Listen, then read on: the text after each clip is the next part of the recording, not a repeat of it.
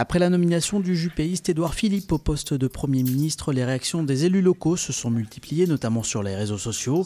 Premier à dégainer, Bruno Retailleau. Le président de la région accuse Emmanuel Macron avec cette nomination de brouiller les cartes, de gêner l'opposition et de déstabiliser les électeurs avant les législatives.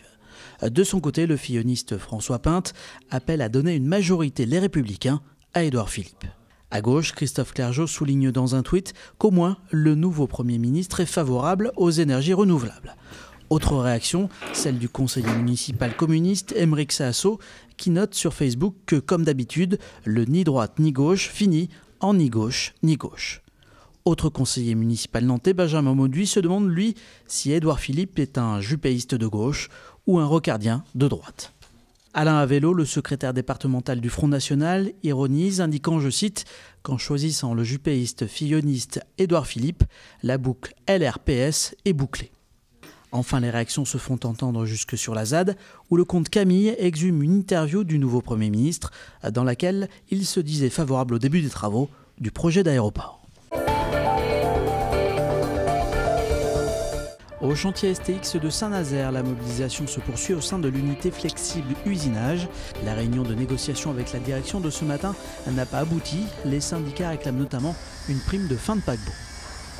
Malheureusement, la direction n'a pas pris la mesure des revendications des travailleurs et en fait elle nous a proposé simplement de dégeler des jours acquis en 2015, gelés par l'accord de compétitivité. Donc qui devait être dégelé dans 1 an et demi, et il propose de les dégeler en juin. Ce n'est pas du tout ce que demandaient les salariés. Les salariés demandaient une prime de livraison de navires, une reconnaissance des efforts faits. Et là, la direction, en fait, ce qu'elle propose, c'est de nous rendre ce qu'elle nous doit. Drôle de soirée hier à la Beaujoire. Le FC Nantes a remporté son dernier match de la saison à domicile face à Guingamp.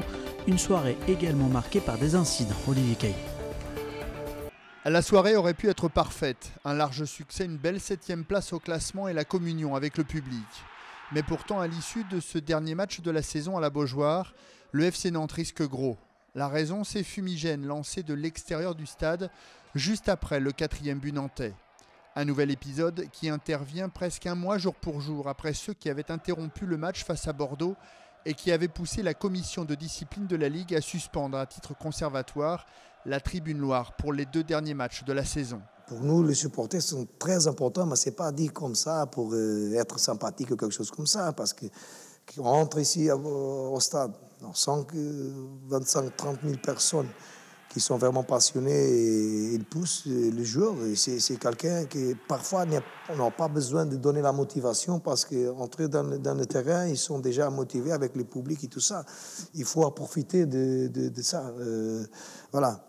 Et j'aimerais vraiment que la saison prochaine, que tout le monde est ensemble vers la même direction. Voilà, c'est ça. J'ai passé par tous les stades, j'ai vu le ministère de l'Intérieur, mais il y a des choses qui vont encore tomber et que je peux éventuellement arrêter si on va beaucoup trop loin. Mais il y a des moments où il faut qu'eux, ils montrent l'exemple, qui peuvent être corrigés. Ce qu'ils font, c'est pas bon pour le club.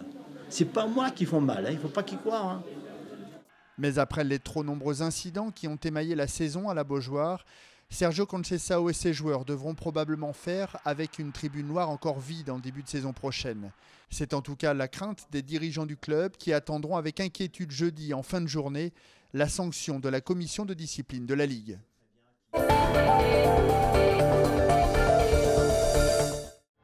À Pornic, la mairie vient de lancer une consultation pour l'aménagement de la liaison entre le port et la vieille ville. Les habitants devront trancher entre 3 projets. Olivier Caillé. Le plus cher, le moins cher et le médium. 3 projets, mais un seul sera retenu. Pornic a décidé de revitaliser son centre-ville. Après un essai infructueux en 2014, la municipalité a analysé les critiques de l'époque et relance l'idée avec une consultation auprès des habitants. Une liaison quai, ville historique. Souvent on parle des quais, on connaît bien les quais, et finalement l'arrière de la ville, elle est moins connue ou elle est oubliée. Et donc là en fait on est en train de recréer, je dirais, ce parcours patrimonial et culturel qui va nous faire passer par ce lieu-là, et donc redonner, je dirais, à la rue de la Marine, rue des Sables, une nouvelle vie, et ça va réalimenter bien sûr la partie haute. Mais pour recréer ce parcours, la municipalité a voulu un cahier des charges très précis. La première contrainte, c'est de protéger le petit patrimoine de notre ville. C'est pour ça que l'exposition qu'on fait aujourd'hui est dans ce garage, qui est de type paquebot des années 1930, que l'on va garder, qu'on va renforcer, et le dédier à un espace culturel demain. Ensuite, on a demandé donc, dans le projet de créer une liaison entre les quais et la ville historique par un escalier qui traverse l'îlot et aussi un ascenseur. Et bien sûr, le troisième point essentiel de ce projet-là, c'était de la partie haute de garder 100% des cônes de vue. Il y a quelques années, quand il y avait eu le premier projet, à ce moment-là, on parlait quasiment de bétonner la partie haute. Hein. Donc du coup, à partir de la chapelle, on ne voyait pratiquement plus la mer. Donc là, voilà, le projet a mûri, il a évolué. Donc c'est beaucoup mieux comme ça. La consultation se tient jusqu'au 23 mai. L'inauguration de ce projet devrait avoir lieu courant 2019.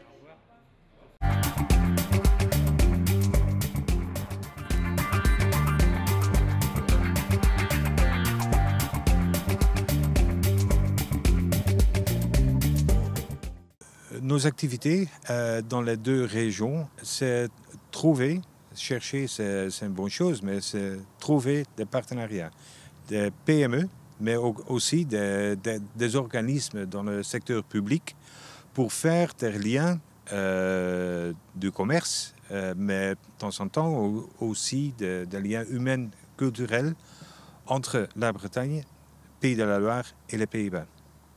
Concrètement, nous pouvons donner un coup de main. Nous pouvons donner aussi du conseil, comment ça marche ici dans les régions. Oui, c'est un pont. C'est surtout pour les PME néerlandaises, mais s'il y a une entreprise ici, Pays de la Loire ou Bretagne, qui cherche un partenaire spécifiquement d'un secteur ou une certaine boîte, nous pouvons donner des conseils aussi.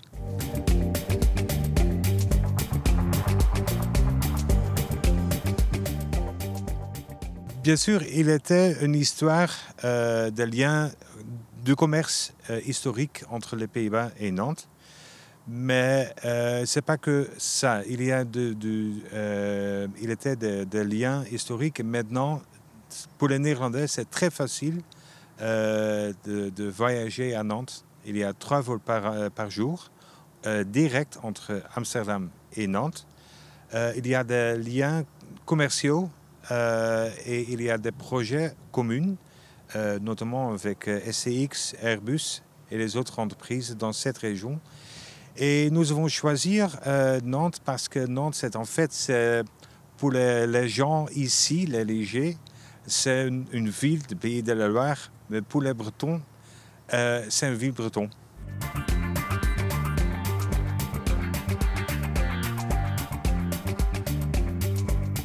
Ce n'est pas pour les grandes boîtes. Les grandes entreprises peuvent très bien trouver le chemin ici, mais c'est surtout pour les PME.